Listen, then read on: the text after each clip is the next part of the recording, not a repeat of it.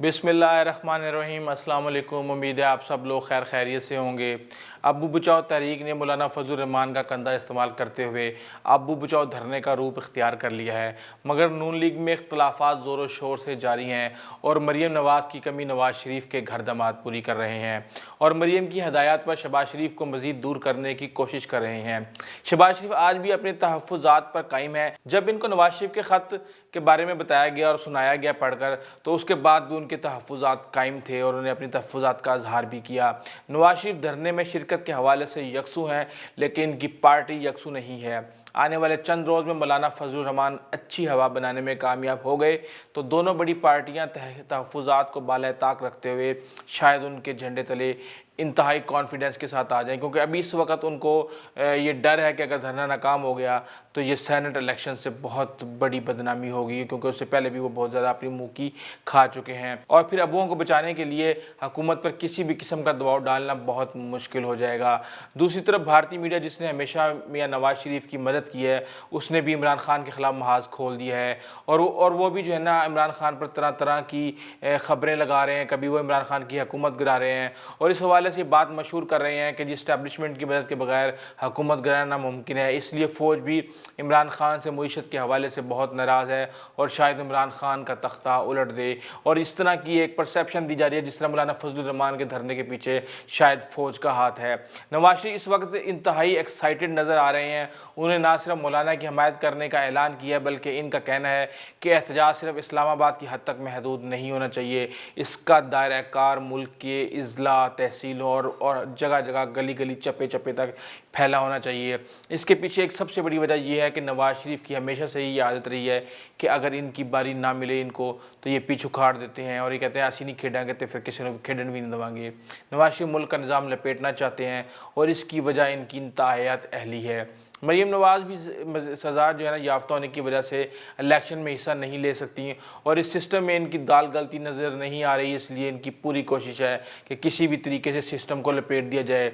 यही वजह है कि नवाज़ शरीफ और मौलाना फजल रहमान एक पेज पर खड़े हैं, क्योंकि दोनों को पता है कि हमने सब कुछ गंवा दिया है, जबकि शहबाज शरीफ रुकन असम्बली हैं और एक अपोजिशन लीडर भी हैं। इनका अपना एक मुस्तकबिल है, इनका पंजाब में मुस्तकबिल है, इनके बच्चों का पंजाब में मुस्तकबिल है। इसलिए वो जो है ना मुकाबले की रविश जो उनके भाई ने अपनाई हुई है एस्टेब्लिशमेंट के साथ, वो पंगा नहीं लेना चाहते। इसमें कोई शक नहीं कि हर एक की नज़रें मौलाना फजल रहमान पर हैं। मौलाना तवज्जो हासिल करने में कामयाब हो गए, जिसकी वजह से खूब मज़े ले रहे हैं, खूब इंजॉय कर रहे हैं मीडिया में जिस तरीके से उन्होंने हाइप क्रिएट की हुई है।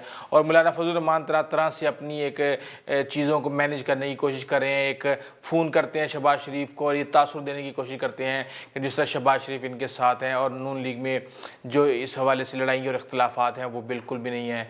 लेकिन मौलाना साहब इस चीज़ में बिल्कुल फेल हो चुके हैं।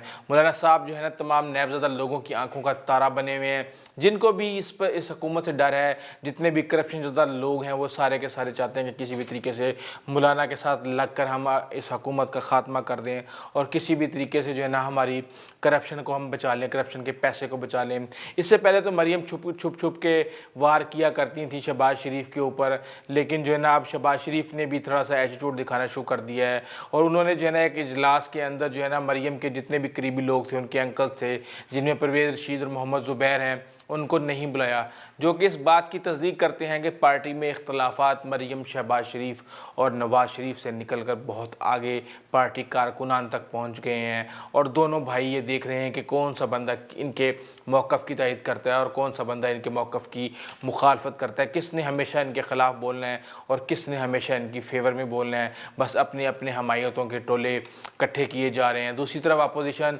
बुलंद-बांग दावे कर रही है कि और हुकूमत पर प्रेशर डाल रही है। कभी कहा जाता है कि जी मार्च इस्लामाबाद में दाखिल होते ही इमरान खान इस्तीफ़ा दे देंगे, तो कभी ये कहा जाता है कि मुज़ाकरात उस वक़्त होंगे जब इमरान खान इस्तीफ़ा दे देंगे और इंतखाबात जो है ना नए करवाने का ऐलान कर देंगे, हम सिर्फ उसी वक्त इमरान खान से बात करेंगे। हुकूमत का कहना है कि ये चोर सिर्फ और सिर्फ जेल से बाहर आना चाहते हैं।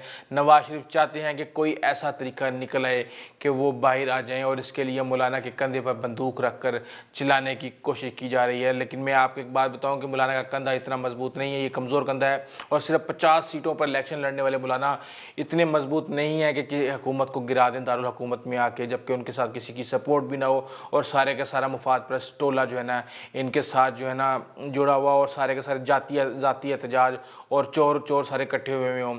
اس وقت ابو بچاؤ دھرنا 3 حصوں میں تقسیم ہے. مولانا فضل الرحمان, پیپلز پارٹی اور نون لیگ. پیپلز پارٹی اس حوالے سے تھوڑی سی شور ہے کہ اس نے کیا کرنا ہے, کس طریقے سے مولانا کس حد تک جانا ہے, اپنی کشتیاں جلانی ہیں یا نہیں جلانی ہے, صرف فیس سیونگ کرنی ہے کیونکہ آخر ابو کو تو انہوں نے بھی بچانا ہے, اور اس کے ساتھ نون لیگ ہے. جبکہ آگے نون لیگ پھر مزید جو ہے نا حصوں میں تقسیم ہو چکی ہے, اور 2 3 دھڑے ان کے بنے ہوئے ہیں. ایک طرف دھرنے کا شور چل رہا ہے تو دوسری طرف اختلافات کا رونا رویا جا رہا ہے, اور امید ہے کہ یہ جو اختلافات کا کنفیوژن ہے یہ آخری دن تک جاری رہے گا. نون لیگ شرکت کرنے کے حوالے سے جب شرکت اگر کرے گی بھی دھرنے کے اندر تو ٹوٹے پھوٹے گروپ جو ہیں اور جنہوں نے ابو کو بچانا ہے وہ سارے کے سارے گروپ شاید اکٹھے ہو جائیں, جن کو جو ہے نا لیڈ کریں گے احسن اقبال صاحب. اس وقت یہ حالات چل رہے ہیں, کنفیوژن چل رہا ہے, دارالحکومت اسلام آباد بھی افواہوں کے گڑھ میں ہے, اور پتہ نہیں چل رہا کہ کون کیا چاہتا ہے, اور کس طریقے سے ہر بندہ اپنے اپنے تجزیے دے رہا ہے اور اپنی اپنی خواہشات بھی اس کے اندر شامل کر رہا ہے. دیکھتے ہیں کہ آنے والا وقت پاکستان کے لیے کس طرح کا ثابت ہوتا ہے. اگر آپ کو ہماری ویڈیو اچھی لگی ہے تو پلیز آپ ہمارے چینل کو سبسکرائب کریں, ویڈیو کو لائک ضرور کیجیے گا اور شیئر ضرور کیجیے گا. انٹل دا نیکسٹ ٹائم, اللہ حافظ.